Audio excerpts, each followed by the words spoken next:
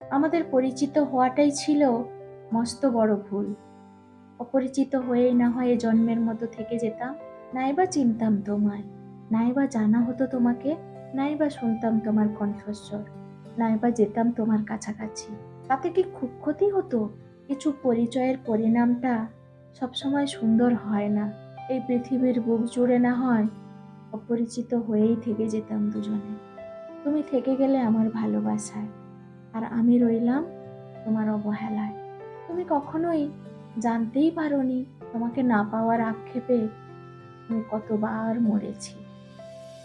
কল্পনায় মানুষ নাকি ভীষণ সুখী, আসলে কল্পনাই মানুষের দুঃখের কারণ।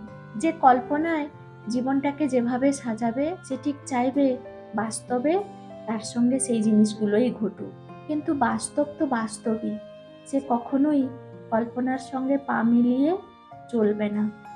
দুটো দু মেরুর দুটো প্রান্ত, দুটো দুটো মেরুতে অবস্থান করে, একই আকাশে সূর্য আর চাঁদের মতো। আর এ জগতে টিকে থাকতে হলে কল্পনাতে নয়, বাস্তবে থাকাটা অত্যন্ত জরুরি। নদী এক জায়গা থেকে উৎপত্তি হয়, আরেক জায়গাতে গিয়ে মেশে, আর মাঝখানে শুধু অন্তহীন পথ চলতে থাকে। আর আমাদের জীবনটাও ঠিক তেমনই।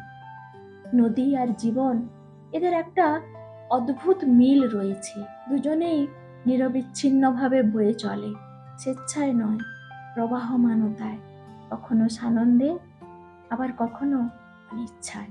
তাই জীবন নদীর একুল ওকুল প্লাবিত হলে বন্যা আসে দু চোখ জুড়ে, তবু এ নদী বয়েই চলে।